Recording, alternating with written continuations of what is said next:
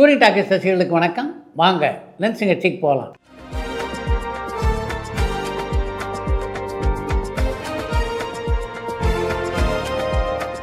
என்னம்மா முதல் கேள்வி?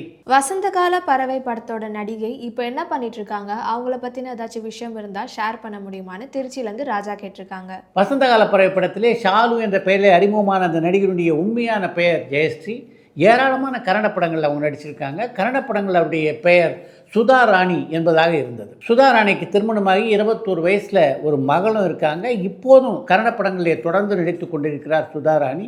தமிழில் பார்த்தீங்கன்னா ஏறக்குறைய 10 படங்களில் அவங்க நடிச்சிருக்காங்க. நடிகர் சந்திரபாபு எத்தனை படத்தில் நடிச்சிருக்காங்க, அவரோட வீழ்ச்சிக்கான காரணம் எம்ஜிஆர் சார் கூட இருந்த மோதலான்னு திருச்சியிலேருந்து எத்திராஜலு கேட்டிருக்காங்க. சந்திரபாபு 80க்கும் மேற்பட்ட படங்கள் நடிச்சிருக்காரு. அவருடைய திரைப்பயணம் வீழ்ச்சி அடைந்ததற்கு எம்ஜிஆருடனான உறவு சரியாக இல்லாதது காரணம் அப்படின்னு சொல்ல முடியாது. சந்திரபாபுடைய மார்க்கெட் சிறந்ததுக்கு அவரே தான் காரணம். ஏன்னா எந்த தயாரிப்பாளரோடும் சீரான உறவை அவர் வைத்து கொண்டதே இல்லை. சென்சார் சர்டிஃபிகேட்டில் திருப்தி இல்லைன்னா அப்பீல் கமிட்டி கிட்ட தானே அப்ரோச் பண்ணணும். சன் பிக்சர்ஸ் ஏன் உயர் நீதிமன்றத்துக்கிட்ட அப்ரோச் பண்ணாங்கன்னு சவுதியிலேருந்து பாபு கேட்டிருக்காங்க. தணிக்கை சான்றிதழை வேறுபாடு இருக்கும் பட்சத்தில் தணிக்கை அதிகாரிகிட்டே அதை பற்றி முறையீடு செய்யலாம். அவங்க தகுந்த ஏற்பாடுகளை செய்வாங்க. சன் பிக்சர்ஸ் ஒன்று கூலி திரைப்படத்துக்காக நீதிமன்றத்துக்கு போயிருக்காங்கன்னா அவங்க எதனால் நீதிமன்றத்துக்கு போனாங்க அப்படின்றத பற்றி கடந்த ஞாயிற்றுக்கிழமை வெளியான சினிமா திஸ் வீக்கில் முழுமையாக பேசியிருக்கேன். அந்த நிகழ்ச்சியை பாருங்கள், உங்களுக்கு தெரிய வரும். ஆக்ஷன் கிங் அர்ஜுன் ஏஜிஎஸ் ப்ரொடக்ஷனில் ஒரு படம் பண்ணிட்டு இருக்காரு. அந்த படத்தில் அவர் ஹீரோவாக பண்ணுறாரா இல்லைனா முக்கியமான ரோலில் நடிக்கிறாரான்னு சென்னையிலேருந்து முகமது கேட்டிருக்காங்க. அர்ஜுன் நடிக்க ஏஜிஎஸ் நிறுவனம் தயாரிக்கின்ற படத்தில் அர்ஜுனுக்கு தான் முக்கியமான கதாபாத்திரம். அந்த படத்தினுடைய கதை அர்ஜுனுடைய கதாபாத்திரத்தை சுற்றி தான் பின்னப்பட்டிருக்கிறது. ராம்குமார் டைரக்ட் பண்ண ராட்சசன் படம் ஹாலிவுட் படத்தோட அடாப்ஷனா, அவர் இப்போ என்ன பண்ணிட்டு இருக்காங்கன்னு பிரான்ஸ்லேருந்து சஞ்சீவ் கேட்டிருக்காங்க. ராட்சசன் பட இயக்குனரான ராம்குமார் சத்யஜோதி நிறுவனத்துக்காக ஒரு திரைப்படத்தை இயக்கி முடித்து விட்டார். மிக விரைவிலே அதை பற்றிய அறிவிப்பு வெளியாக இருக்கிறது.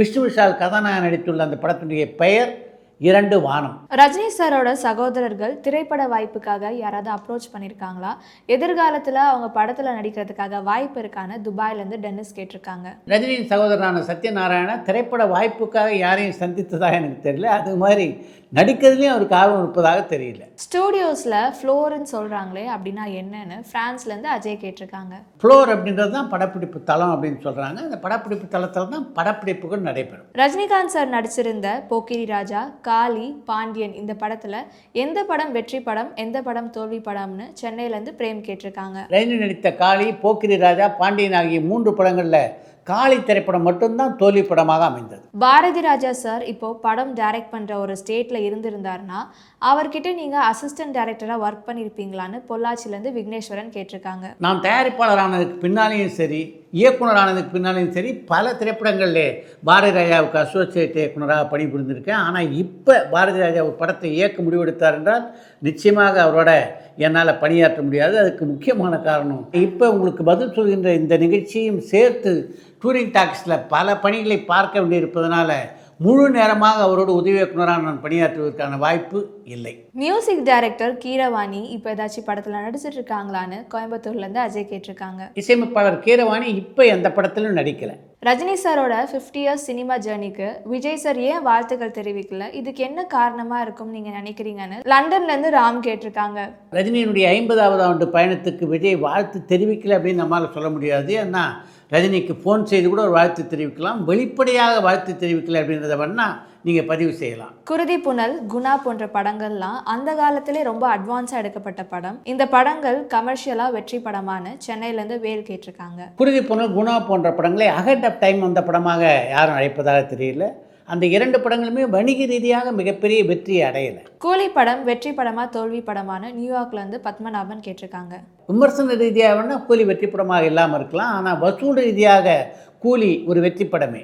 ரஜினி சாருக்கு ஜோடியா சீதா நடிச்சிருக்காங்களான்னு குவைத்திலிருந்து அமிதேஸ்வரன் கேட்டிருக்காங்க. ரஜினி நடித்த படத்தில் சீதா நடிச்சிருக்காங்க. ஆனால் ரஜினிக்கு ஜோடியாக நடித்ததில்லை. லோகேஷ் கனகராஜ் சார் மற்றும் ரஜினிகாந்த் சார் மீண்டும் சேர்ந்தா இந்த காம்போவுக்கு மிகப்பெரிய எதிர்பார்ப்பு இருக்குமான்னு பொள்ளாச்சியிலேருந்து விக்னேஸ்வரன் கேட்டிருக்காங்க. ரஜினியும் லோகேஷ் கனகராஜும் மீண்டும் இணைந்தால் பெரிய வரவேற்பு அந்த படத்துக்கு இருக்காது அப்படின்னு நீங்கள் நினைக்கலாம். ஆனால் அது உண்மை இல்லை. நிச்சயமாக அதற்குரிய வரவேற்பு இருக்கும். கூலி படம் ரிலீஸ் ஆகி ஒரு வாரம் ஆகுது. இந்த படத்துக்கு UA சர்டிஃபிகேட் தந்தா ஃபேமிலி ஆடியன்ஸ் பார்க்க வாய்ப்பு இருக்குல்ல. சன் பிக்சர்ஸ் இதுக்கு ஏதாச்சும் செய்வாங்களான்னு திருப்பூர்லேருந்து வடிவேல் கேட்டிருக்காங்க.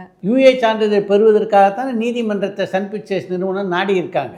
சினிமாவில் வரதுக்கு முன்னாடி இல்லைனா ஃபர்ஸ்ட் படம் நடித்ததுக்கு அப்புறம் தனுஷ் ஏதாச்சும் ஆக்டிங் கிளாஸ் போனாங்களா?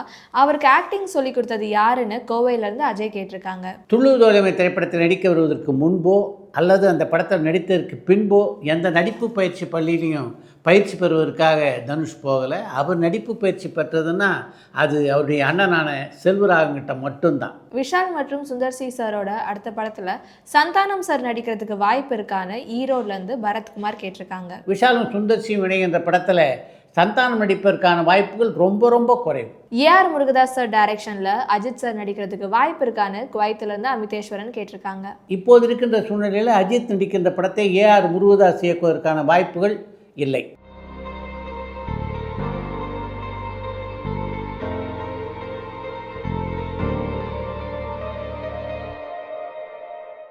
இப்போ இருக்க புது டைரக்டர்ஸ்க்கெலாம் இளையராஜா சாரை அவங்க படத்தில் யூஸ் பண்ணிக்கிறதுல அவங்களுக்கு ஏதாச்சும் பிரச்சனை இருக்கான்னு பொள்ளாச்சிலேருந்து விக்னேஸ்வரன் கேட்டிருக்காங்க. இப்போது சினிமா உலகத்துக்குள்ளே அடி எடுத்து வைக்கின்ற இளம் இயக்குநர்கள் இளையராஜாவை பயன்படுத்துவதில் எந்த பிரச்சனையும் இல்லை. ஆனாலும் என்ன காரணத்தாலும் அவர்களில் பலர் அந்த அற்புதமான இசைஞானியுடைய இசையை பயன்படுத்துவதில்லை.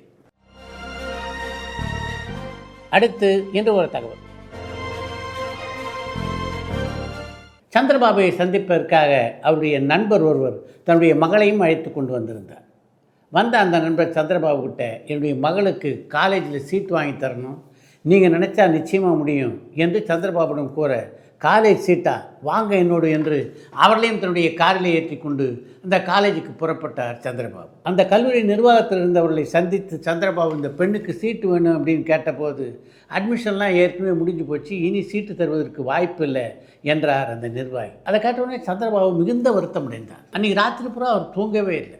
அப்படி யோசித்து கொண்டிருந்த போது தான் அந்த கல்லூரிக்கு நிதி திரட்டுவதற்காக MS விஸ்வநாதனுடன் இணைந்து தான் ஒரு இசை நிகழ்ச்சி நடத்தியதும் அந்த இசை நிகழ்ச்சி மூலம் வசூலான 75,000 ரூபாயை அந்த கல்லூரிக்கு அவர் கொடுத்ததும் அவருக்கு நினைவு வந்தது. அதனால் மறுநாள் காலையில் அந்த நண்பரை தன்னுடைய வீட்டுக்கு வரும்படி அழைத்த சந்திரபாபு அந்த நண்பரையும் அந்த பெண்ணையும் அழைத்து கொண்டு மீண்டும் அந்த கல்லூரிக்கு சென்று அந்த கல்லூரியுடைய முதல்வரை சந்தித்தார். உங்களுடைய கல்லூரிக்கு நிதி திரட்டுறதுக்காக MS விஸ்வநாதனுடன் இணைந்து ஒரு கச்சேரி நடத்தி அந்த நிகழ்ச்சியின் மூலம் 75,000 ரூபாய் உங்கள் கல்லூரிக்கு நான் நிதி வசூலித்து கொடுத்துருக்கேன். அப்படி இருந்தும் நான் பரிந்துரைத்த ஒரு பெண்ணுக்கு சீட்டு இல்லைன்னு சொன்னீங்களே, என்ன நியாயம் என்று அந்த கல்லூரி முதல்வரை பார்த்து சந்திரபாபு கேட்க, பழைய ரெக்கார்டுகள்லாம் திரும்ப எடுத்து புரட்டி பார்த்தார் அந்த கல்லூரி முதல்வர். அப்படி புரட்டி பார்த்தபோது சந்திரபாபு சொன்னது உண்மைதான் அப்படின்னு அந்த கல்லூரி முதல்வருக்கு தெரிய வந்தது. உடனடியாக அந்த பெண்ணுக்கு அந்த கல்லூரியிலே அட்மிஷன் கொடுத்தார் அந்த முதல்வர். அட்மிஷன் கொடுத்தவுடனே தன்னுடைய நாற்காலி விட்டு எழுந்த சந்திரபாபு, நான் நேற்று வந்து உங்களை பார்த்து கேட்டேன்ல, அப்போவே நீங்கள் அட்மிஷன் கொடுத்துருந்தீங்கன்னா நிச்சயமாக நான் உங்களுக்கு நன்றி சொல்லியிருப்பேன். ஏன்னா அது எனக்காக நீங்கள் கொடுத்த சீட்டு அப்படின்ற எண்ணம் எனக்கு வந்திருக்கும்.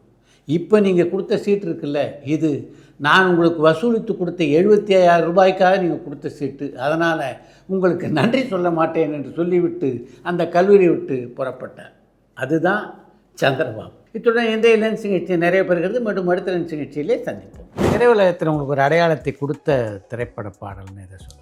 என் மனசில் நீயேதானா, உன் மனசில் நானேதானா, நம் மனசில் காதல் தானா, சொல்லன்பே உண்மைதானா. இந்த பாட்டு பாடினேன், அவரும் பாடினாரு, நானும் பாடினேன், அவரும் பாடினார், பாடிக்கிட்டே இருந்தார். கடைசியில் என்னன்னு ஒன்றும் புரியல. அது போகுது சார், 16 சரணம் போகுது. நான் இந்த ஜிப்பாலாம் போட்டு அப்படி போயிருந்தேன். ஹலோ நாளை மைந்தா, என்ஜாய் பண்ண தயங்காதேடா. கேட்டுட்டு இவரை கூப்பிடுங்க அப்படின்னாரு. சார் நான் தான் சார் அது. இப்போ சமீபமாக நான் வந்து ஸ்ரீகாந்த் தேவா அவருடைய ரெக்கார்டிங் போகும்போது அவருக்கே தெரியாமல் அவர் சொன்ன ஒரு விஷயம்னா, நீங்கள் குத்து படத்தில் பாடுறதுக்கு முன்னாடி காலில் வந்திருந்தீங்க. நீங்கள் பாடிய சினிமா பாடல்களில் ரசிகர் மத்தியில் உங்களுக்கு மிகப்பெரிய வரவேற்பு பெற்று கொடுத்த பாடல் இது. அன்னக்கிளி நீ வாடி என் காதல் சீட் எடுக்க. அது வந்து மியூசிக் இன்சார்ஜ் ஸ்ரீராம் கூப்பிடுறாரு. சினிமா சத்யம் தேட்டர் புக் பண்ணிட்டேன். பரபரப்பான சினிமா செய்திகள், நட்சத்திரங்களின் பேட்டிகள், சினிமா வரலாறு ஆகியவற்றை பார்க்கவும் படிக்கவும் உங்களுக்கான இணையதளம் touringtalkies.co.